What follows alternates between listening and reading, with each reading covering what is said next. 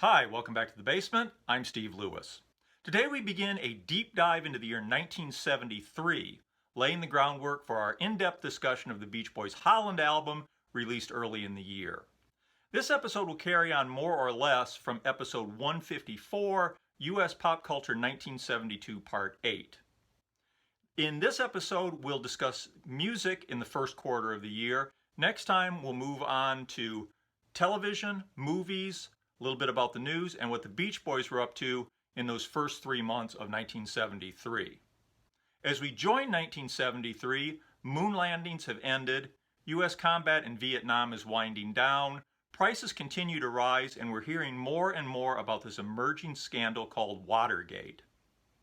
After years of inching outwards, sideburns, lapels, neckties, and bell-bottom trousers have gotten about as big and wide as they can possibly go. Under those giant bell-bottoms, some men are beginning to wear platform high-heeled shoes. And all but the squarest men have grown their hair out at least a little bit. I'm looking at you, H.R. Haldeman. In music, a trend toward glamour and glitter, spectacle, and outrageousness continues to grow, though you wouldn't really know it from looking at the top 10 album chart as the year began, which is still mostly dominated by the singer-songwriter genre. And on that first chart of the year, January 6, 1973, at number 1 was Seventh Sojourn by the Moody Blues, in the last of its 5 weeks at number 1. Carole King's Rhymes and Reasons album was in the last of its 4 weeks at its number 2 peak. Jethro Tull's Living in the Past set was in the last of its 3 weeks at its number 3 peak. And Al Green's I'm Still in Love with You was in the last of its 2 weeks at its number 4 peak. At 5 and 6 were newlyweds James Taylor and Carly Simon, who had married just 2 months earlier on November 3, 1972. James Taylor's One Man Dog album was holding steady for a second week at number 5. This will go to number 4 the next week, January 13th, and stay there for 2 weeks. And Carly Simon's No Secrets album had just entered the top 10. This is one of 2 albums that entered the top 10 in that first week of January. It will go to number 1 the next week and stay there for 5 weeks. Seals and Crofts' Summer Breeze album was in the last of its 3 weeks at number 7. At number 8, Cat Stevens' Catch Bullet 4 was slowly working its way down the charts, having been number 1 for 3 weeks in November and December of 72. The other new album entering the top 10 that first week of 1973 was America's Homecoming at its number 9 peak. It'll stay at number 9 for 4 weeks.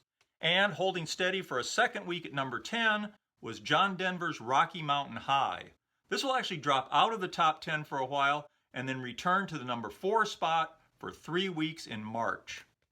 And in top 10 singles on that first chart, January 6th, sitting at number 1 was You're So Vain by Carly Simon. This was the first of its eventual 3 weeks in the number 1 spot. It inspired much speculation about who the song was actually about. The most likely suspect seemed to be Warren Beatty.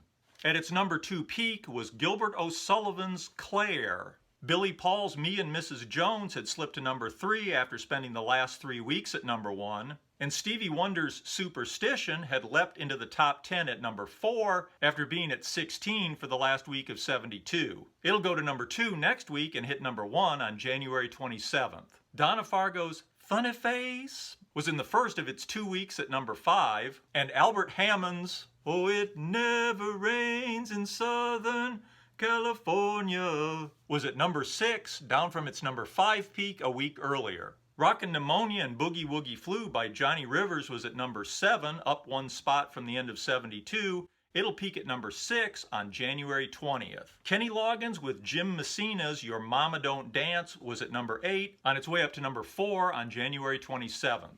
Curtis Mayfield's Superfly was holding steady for a second week at number 9. It'll go to number 8 for 2 weeks beginning January 13th. And holding on at number 10 was You Oughta Be With Me by Al Green. It had been at its number 3 peak for the last week of 1972. Top 10 singles that will come and go in the first quarter of 73 included Keeper of the Castle by the Four Tops, which will peak at number 10 on January 13th. Crocodile Rock by Elton John will go to number 1 for 3 weeks beginning February 3rd. Trouble Man by Marvin Gaye will hit number 7 on February 3rd. And Paul McCartney's third single with Wings, High, High, High, will hit number 10 on February 3rd, making it the most successful Wings single so far. Why Can't We Live Together by Timmy Thomas will go to number 3 on February 10th. It was on the small Miami, Florida-based Glades label. Their other major artist seems to have been Lattimore. I love the beautiful, hip, early 70s design of their record labels. A new band, Steely Dan, was having their first top 40 hit with Do It Again. It'll go to number 6 for 3 weeks beginning February 10th. The World is a Ghetto by War will peak at number 7 on February 10th. And Don't Expect Me to Be Your Friend by Lobo will hit number 8 for 2 weeks beginning February 10th. Oh Babe, What Would You Say by Hurricane Smith will go to number 3 on February 17th. Norman Hurricane Smith had started out as a recording engineer at EMI Studios in London and had engineered all of the Beatles' early recordings through Rubber Soul, after which he was promoted to producer. He was also a songwriter. Reportedly, during the sessions for Help, he plucked up the courage to pitch one of his songs to Lennon and McCartney. Supposedly they liked it and, surprisingly for a band that didn't use outside writers, agreed to cut it for the album. A few days later, they sheepishly apologized to Smith, telling him that they had forgotten that they needed a song for Ringo to sing. They recorded Act Naturally instead, and his shot at getting a song on a Beatles album slipped by. In 1971, Norman Smith had begun recording under the name Hurricane Smith. This would turn out to be his only U.S. hit. Smith, who passed away in 2008, also wrote a very obscure and difficult to find memoir, John Lennon Called Me Normal. Getting back to early 1973 top 10 singles, Eric Weisberg and Steve Mandel's Dueling Banjos from the hit movie Deliverance will go to number 2 for 4 weeks beginning February 24th. Last Song by Edward Bear will go to number 3 for 2 weeks beginning March 3rd. Could It Be I'm Falling in Love by the Spinners will go to number 4 for 2 weeks beginning March 3rd. John Denver's second top 10 hit, and the one that came to personify his image, Rocky Mountain High, will hit number 9 for 2 weeks beginning March 3rd. The cover of the Rolling Stone by Dr. Hook and the Medicine Show will go to number 6 for 2 weeks beginning March 17th. It was written by humorist Shel Silverstein. As a top 40 AM hit, many of those either too old, too young, or too square to have heard of Rolling Stone magazine will now at least be aware of it. And the band will appear on the cover of Rolling Stone's March 29th issue. Daddy's Home by Jermaine Jackson will go to number 9 on March 17th. It's a cover of Shep and the Limelighters' number 2 hit from the spring of 1961. And Love Train by the OJs will go to number 1 on March 24th. In big new album releases in the first quarter, on January 3rd came Birds of Fire by John McLaughlin and the Mahavishnu Orchestra. It'll go to number 15 in the spring. Of key interest to Beach Boy fans, of course, was the release of Holland on January 8th. There will be much more about this to come. Released on January 13th, Who Do We Think We Are by Deep Purple, which will go to number 15. Released on January 26th, Elton John's Don't Shoot Me, I'm Only the Piano Player came with a lavish full-color booklet and found Elton John moving in even more of a glam pop direction. Also released in January was Prelude by Diado, the Dueling Banjos album by Eric Weisberg and Steve Mandel, and Moving Waves by Focus. It had been released in their native Holland in October '71 as Focus 2. It'll go all the way to US number 8 on June 9, 1973, driven by their wild hit, Hocus Pocus. On February 1st came Billion Dollar Babies from Alice Cooper with another innovative sleeve design. Last time we'd gotten a school desk. This time it was a snakeskin wallet, complete with perforated photos of the band and a billion-dollar bill. On February 4th, we got Elvis, Aloha from Hawaii via satellite. Elvis's big concert had taken place on January 14th, but it won't be broadcast in the US until April 2nd. This album will go to number 1 on May 5th. Much more about this in a future episode. On February 21st, we got Masterpiece by The Temptations. It'll spend the last 2 weeks of April at number 7. Also released in February was Shootout at the Fantasy Factory by Traffic. On March 1st, we got Pink Floyd's Dark Side of the Moon. More about this later. On March 2nd came The Captain and Me by the Doobie Brothers. This will go to number 7 for the last 2 weeks of July.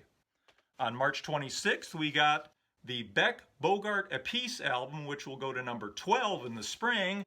And on March 28th, we got Led Zeppelin's Houses of the Holy, their 5th and by some measures biggest album so far. It was also their first album to have an official title rather than a number or no title at all. Also released in March was The Best of Bread. This will go to number 2 on May 12th. After 4 highly successful years, Bread will go their separate ways after a final concert in Salt Lake City on June 21st. And released in March was Neither One of Us by Gladys Knight and the Pips, which will go to number 9 on May 19th. To give you an idea of the tenor of the times, radio commercials for Lou Reed's Transformer album boast, in the midst of all the make-believe madness, the mock depravity, and the pseudo-sexual anarchists, Lou Reed is the real thing. So if you were worried that you weren't getting enough authentic depravity in your music, Lou Reed was for you. Actually, the time seemed ripe for Lou Reed, and the strategy seemed to work.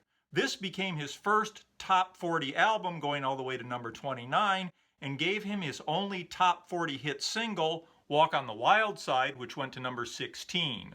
Undoubtedly, the album was bolstered in part by having a high-profile producer, David Bowie. Bowie had started gaining notoriety in the U.S. around this time too. His Ziggy Stardust show had toured the U.S. all through the fall of 1972 to excellent reviews and lots of coverage in the underground press. In February 1973, he brought the tour back to the U.S., garnering even more buzz and press coverage. With his wild, androgynous appearance, memorable songs, and stage performance, he wasn't someone you were likely to forget.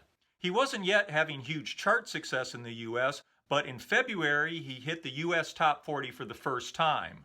Not with anything from his most recent album, The Rise and Fall of Ziggy Stardust and the Spiders from Mars, but with the re-release of his 1969 UK hit, Space Oddity. It'll reach number 15 in the US on April 7th.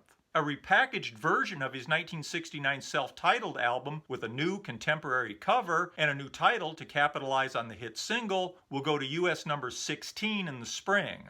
His next album, Aladdin Sane, will be released in April. It'll go to US number 17 in the summer.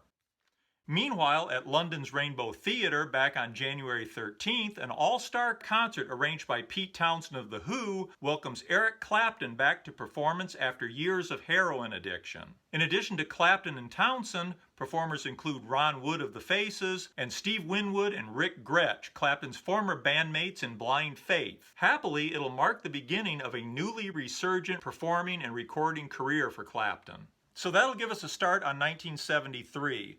Next time we'll wrap up the first quarter of the year. Then the week after that we'll begin our in-depth look at the Beach Boys' Holland album.